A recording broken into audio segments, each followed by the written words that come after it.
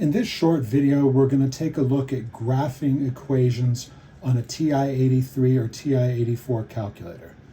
The version of calculator that I'm using is a TI-84 Plus.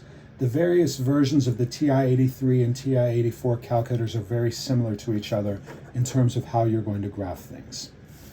One thing that we're going to do first that is something you don't need to do every time, but that it will help to make sure you're not getting error messages later on, is to press the mode button. And then you'll see there's a lot of different modes for the calculator here. With the types of functions we're going to be looking at in our Math 99 class, we generally want all of these to be over on the left. So where it says normal, I want to make sure that's highlighted. I'm just going to go ahead and make sure all of these things are highlighted. In particular, down on that fourth row, we want FUNC to be highlighted. So I'll go there, press enter. Now I've got everything on the left highlighted. That's good. I'm not going to have to worry about that again. Another thing I'm going to go ahead and do is press this Y equals button. And you'll notice right now where it says plot 1, that's highlighted.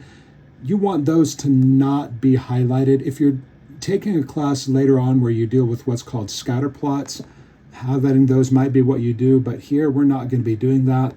I'll go up to where it says plot 1 and press enter to make sure that the plot 1 is not highlighted. Okay. All right. Now that we've got everything set up the way we want, you're not going to have to do those ever again, but if you get error messages on your calculator, checking to make sure you've got the modes set up right and checking to make sure that the plots are not highlighted on the Y equals screen is a good thing to do. So now to graph equations on the TI calculators, one thing you're going to want to do first is make sure that you have Y by itself in your equation. And then we press the Y equals button.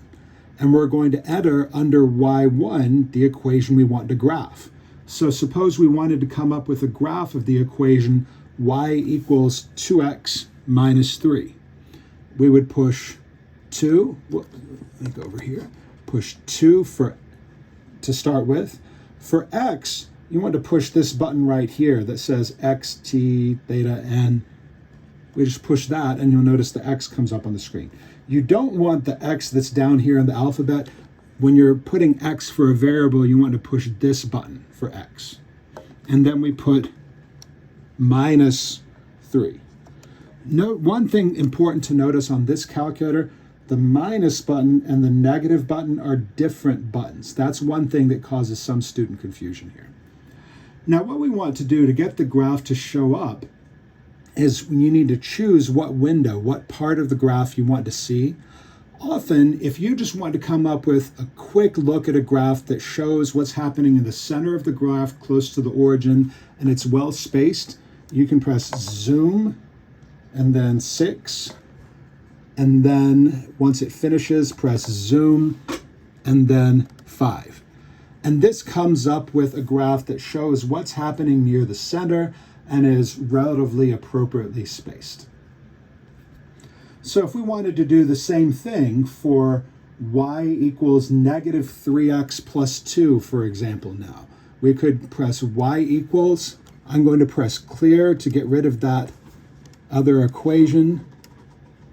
And then I'll type in, notice negative, I press here for negative, and then 3x plus 2.